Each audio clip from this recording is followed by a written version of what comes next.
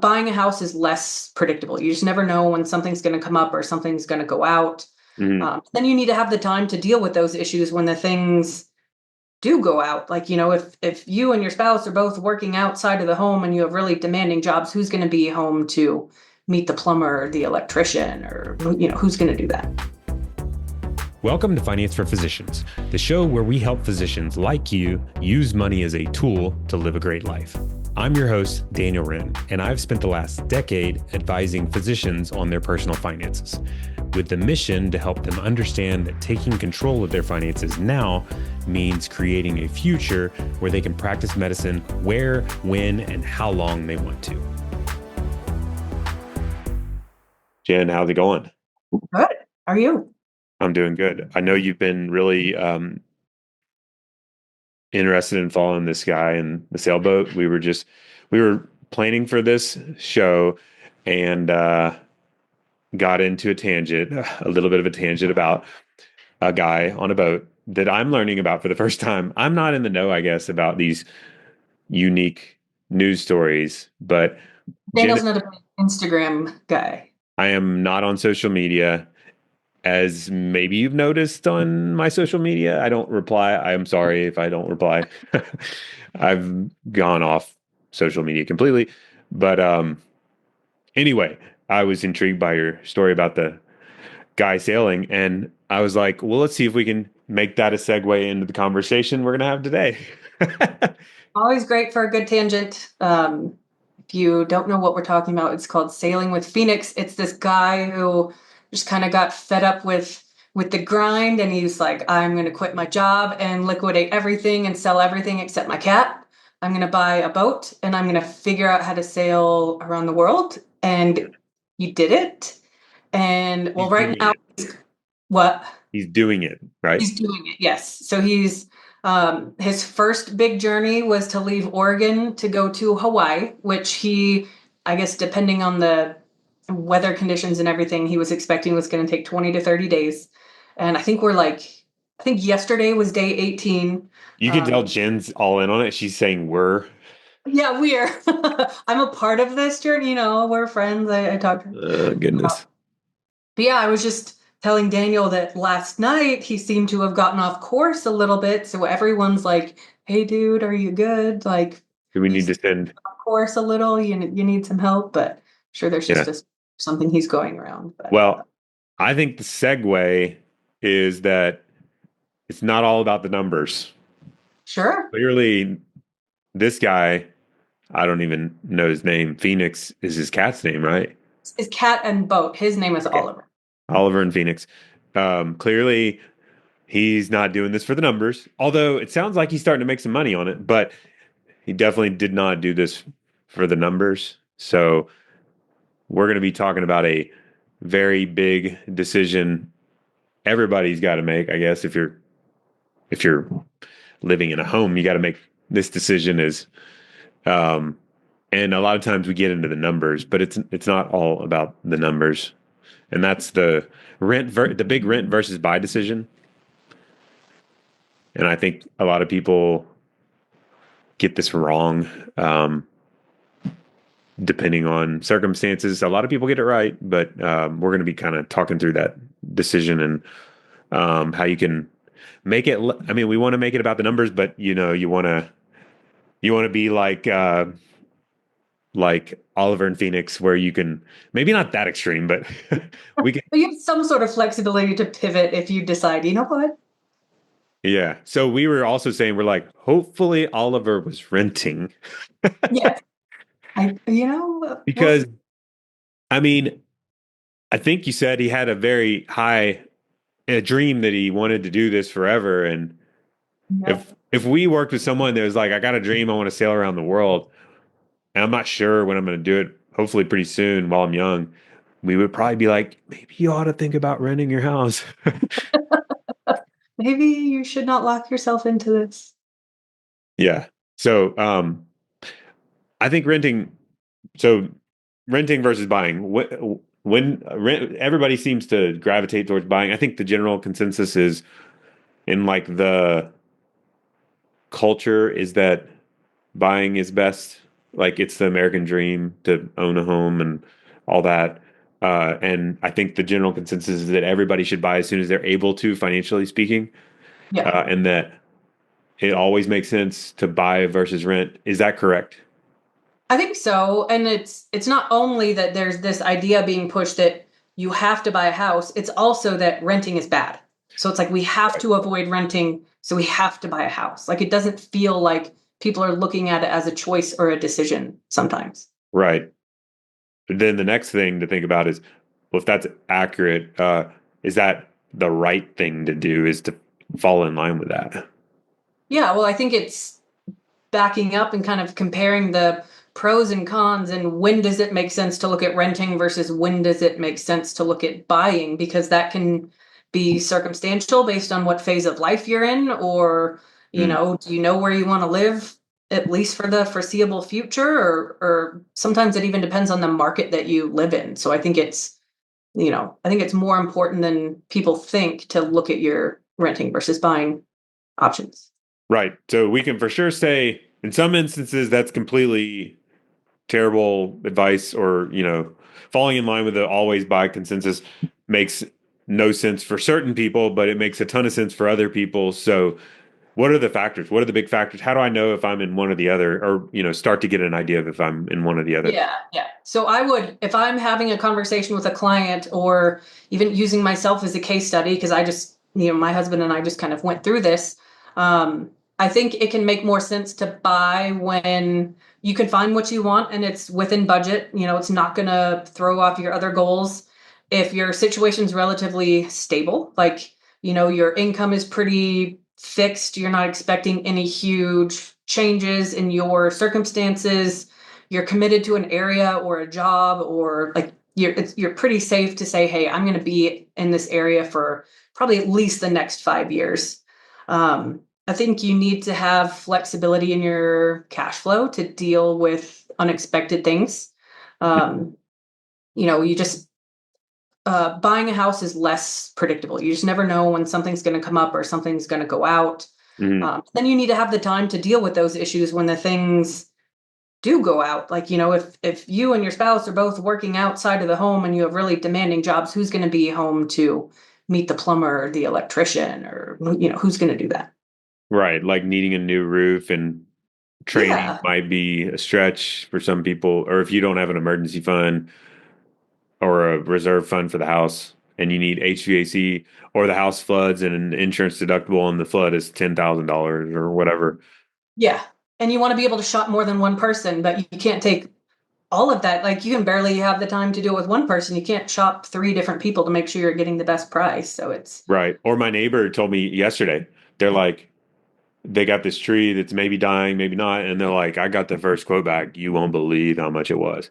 trees are insanely expensive. $8,500 to remove the tree. And this is one tree of like 30 in their yard. I mean, they have a ton of old, big, huge trees in their yard. So it's like, And it's like you have to do this, or if it's going to fall through your roof, like you can't right. not remove the tree. So, yeah. Yeah. So And you got then, the I, ability to deal with those things. yeah. And then if you don't, or you value things like predictability in a budget, or the area you live in, homes are super expensive. If you're in a really dynamic situation where maybe jobs are changing or family situation is changing or other things are kind of up in the air and make it harder to plan. You're not necessarily committed to a specific area, or you just don't want to take the time to have to be the person who calls the plumber. You just want someone on call to be your plumber and be the person who fixes it. Just a convenience aspect of renting sometimes. Mhm. Yeah. So I think those are all really good points. None of which really get into the numbers, I guess. Because the thing about most physicians is you guys can afford um, a lot of house typically. And so you can afford to buy instead of rent almost always. So um, the numbers are important, but I think first thing is to kind of look at some of those big factors, like, where are you at in your life? How stable are you? How stable will you be in the future? Like the classic example I see is, I'm transitioning into practice and moving to a new area, and I've never been there before. I'm not sure about the job. Um, my financial position is not great yet. It will be in the future, but it's not quite solid yet now. And um, They've told me that I have guaranteed income for the first 2 years and then it goes to production base. So it's going to double. So let's plan based on that. Like yeah, all of those. that sounds dicey to me. I'd be like, ooh, Yeah. I don't know about not even not even about budget. I would be like, I don't know about buying, period. Yeah. Because you can rent a place for a year. I know it's a headache to move and you don't want to move, but it's a bigger headache to not love the job. And you might be in a position where you're going to have to move either way. There's a pretty fair amount of, especially in that scenario we just described, there's a pretty fair amount of people that it doesn't work out. It's not tiny. It's definitely, I don't know the stats, but my guess is 10%, maybe higher, of first jobs in practice don't work out and typically require some sort of move. Mhm. And so that's not tiny. That's a pretty substantial percentage. And nobody says they're going to do that going in. Well, yeah, no one gets married thinking they're going to get divorced. Like it's just one of those things that happens. Let's take a quick break to talk about our firm, Renda Financial Planning. The goal of our podcast is to empower you to make better financial decisions. But sometimes the best financial decision you can make is to work with someone who understands your financial goals and has the expertise to keep you on track to reach them. That's where Ren Financial Planning comes in. We are a full service financial planning firm that works with over 400 physicians and their families across the country. We charge a transparent monthly flat fee for our services and offer virtual meetings you can take from anywhere. Best of all, you'll get to work with a team that specializes in working with physician families. So whether you're starting out and wondering how you'll balance your student loan payments and saving for a home, or you are an established physician trying to figure out how to pay for your kids' college and how much you need to save to reach financial freedom, we can help. I'll put a link in the show notes to schedule a no obligation meeting with one of our certified financial planners. Ren Financial Planning, LLC is a registered investment advisor. For more information about our firm, please visit renfinancial.com. That's WRENNE financial.com. Well, on the other hand, if you're like, I'm staying in the area I did training in, and I have, like me, my wife is from Lexington, there's no way we're going to any other town. She would not Whole even family lives here. Yeah. entertain that option. The family's here. We have a good down payment, and we've got the reserve account, and our finances are in good order, and it's within the budget, and we got a financial plan that's rock solid, that like it fits all into this, and meets our needs and all the things. That's like, well, yeah, you're might as well buy it. It's a great decision, and it's a reasonable cost of living too. That's another big factor you mentioned.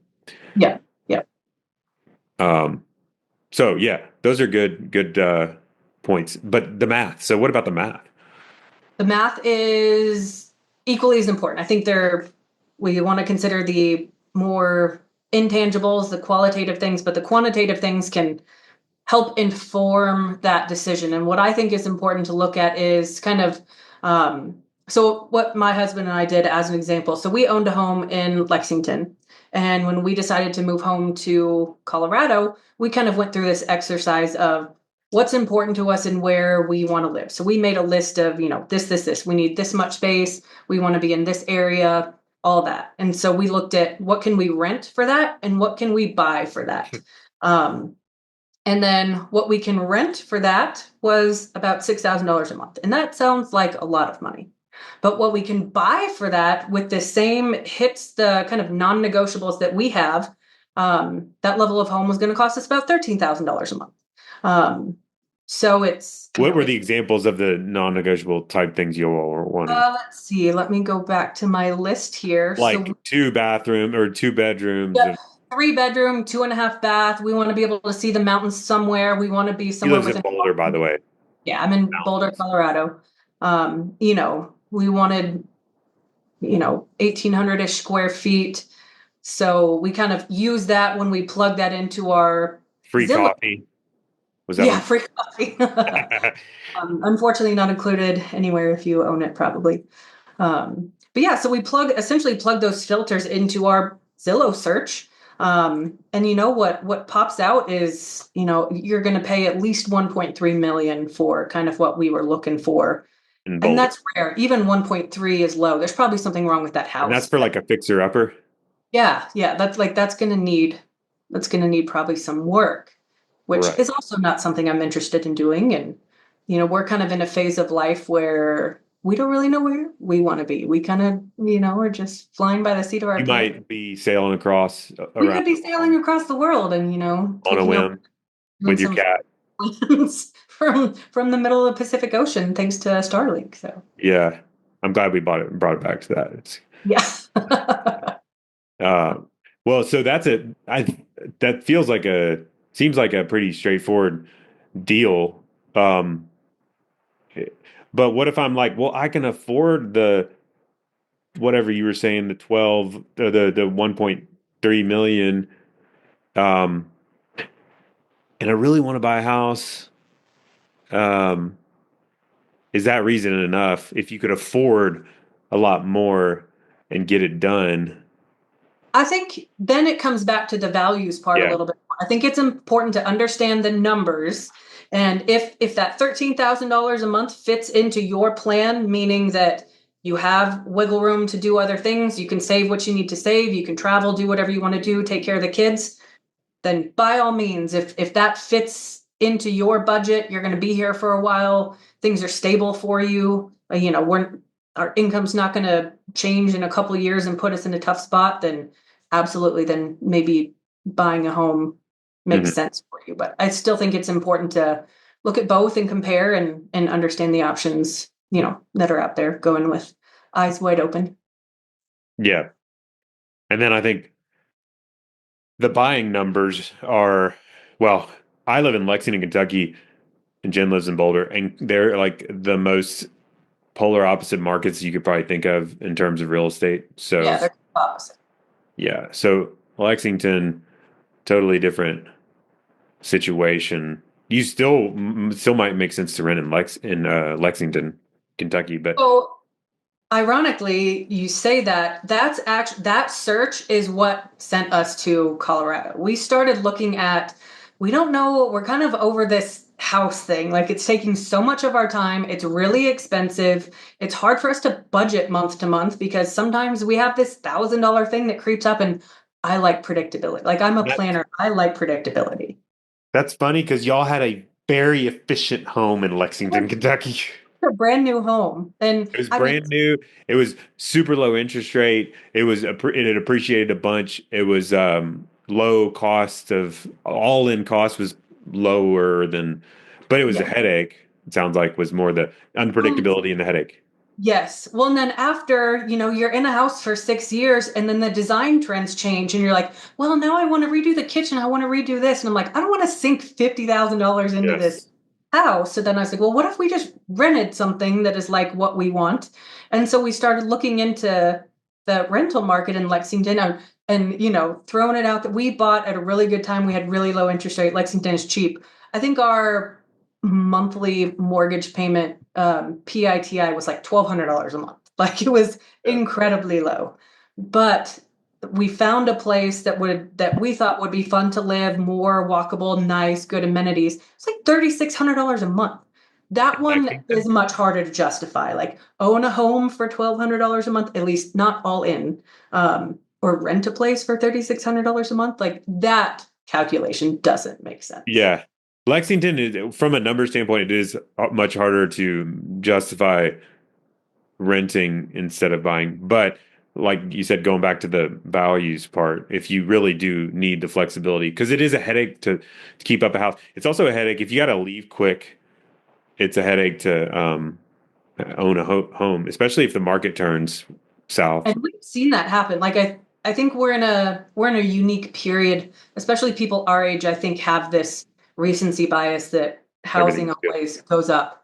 But I Yeah. have a handful of examples where people got into a house, it was not the right decision, and then they had a Yep. very hard time selling it and lost money. Right. Okay. Cool. We're wrapping up. So mistakes. We were going to talk about the most common mistakes too. We've hit on a few of them, kind of intertwined them into conversation, but I know there's a couple more we can throw out that'd be really good to think about. I think the biggest one is people, when they want to buy a house, usually the first thing they do is they go online and they Google, like, how much house can I afford? Or what will my mortgage payment be? And it usually only shows you principal, interest, sometimes taxes, insurance. But what it doesn't show you is your maintenance costs and your time costs and the stress of the unpredictability of the budget. Like, there's a lot of intangibles that come along with owning a home that people don't um, think about. And I think maintenance costs get underestimated a lot. That one is the most underestimated of all of them. And Yeah. we're talking about like, we're not even talking about improvement. We're talking about Trees. lifetime maintaining the house at its current standard of living, which is like functional.